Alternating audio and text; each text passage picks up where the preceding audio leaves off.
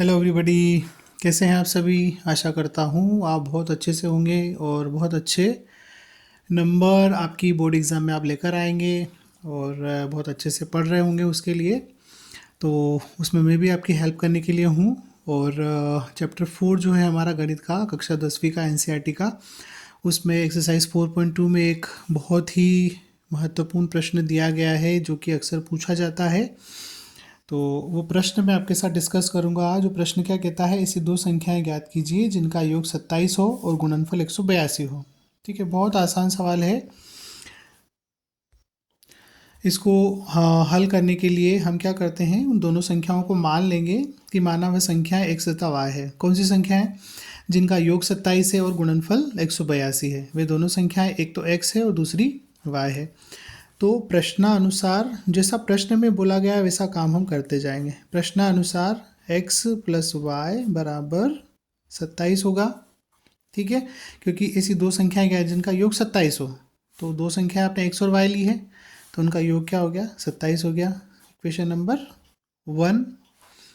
अब आगे क्या बोल रहा है, और इनका गुणनफल कितना होना चाहिए, 182। ठीक है, तो इन संख्याओं का गुणनफल तो हम लिखेंगे पुनः प्रश्नानुसार, मतलब एक बार फिर से जैसा प्रश्न में बोला गया है उसके अनुसार हम लिखेंगे कि इन संख्याओं का जो गुणनफल है x मल्टीप्लाई वाई वो किसके बराबर है, 182 के बराबर है। तो ये समीकरण नंबर क्या हो गया, हमारी 2 हो गई।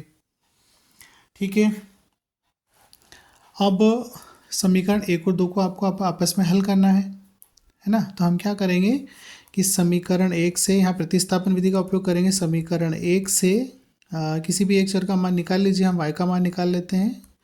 y का मान ज्ञात करके समीकरण 2 में रखेंगे। समीकरण 2 में रखेंगे। ठीक है, आप इतना लंबा नहीं लिखते हैं, शॉर्ट में लिखते हैं तब भी चल जाएगा, कोई दिक्कत नहीं है, पर लिखना चाहिए। तो यहाँ पर आप y का मान निकालेंगे तो y बराबर क्या मिलेगा, 27 माइनस एक्स। ये हो जाएगी आपकी इक्वेशन नंबर 3। ठीक, अब इक्वेशन नंबर 3 से हम क्या करेंगे, मान को कहाँ रखेंगे, सब इक्वेशन नंबर 2 में। मतलब समीकरण 3 से जो मान आपको मिला है y बराबर 27 माइनस एक्स, उसको समीकरण 2 में रखेंगे। तो समीकरण 2 में रखोगे तो x और मल्टीप्लाई में 27 माइनस एक्स आ जाएगा y की जगह, बराबर 182। ठीक है, अब क्या करेंगे, अब इसका गुणा करेंगे तो 27x माइनस एक्स का वर्ग, और इस 182 को भी हम ट्रांसपोज करके लेफ्ट में ले आएंगे तो राइट में केवल 0 बच जाएगा।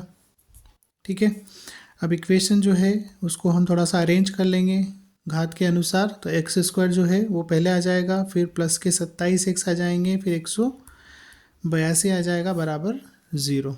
अब देखिए इसमें एक्स स्क्वायर के साथ पहले माइनस आ रहा है, तो हम इसमें क्या करेंगे, -1 कॉमन निकाल के उसको 0 में मिला देंगे। ठीक है, तो जब आप -1 कॉमन निकालेंगे इसमें से तो बचेगा यहाँ एक्स स्क्वायर, फिर माइनस का 27x और प्लस के 182 बराबर 0।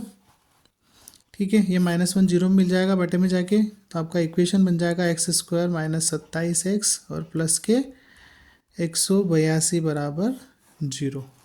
ठीक है, अब आपको क्या करना है, या तो आप सूत्र विधि जो हमारे श्रीधराचार्य जी का सूत्र है उसका उपयोग कर सकते हैं इसको हल करने के लिए, या फिर आप गुणनखंड विधि जो हमने सीखी है उसका उपयोग कर सकते हैं।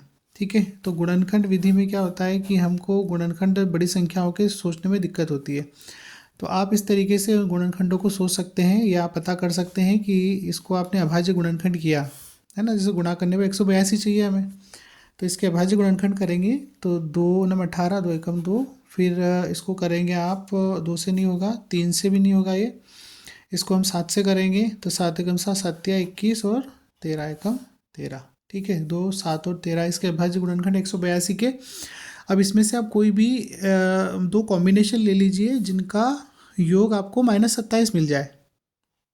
ठीक है, तो देखिए बड़ी आसानी से हमको मिल रहा है कि 7 और 2 जो है, 7 दूनी कितना होता है, 14 होता है, और ये 13। अब यहाँ पर आप संख्या लेंगे तो कैसे लेंगे, x square minus 14x minus 13x।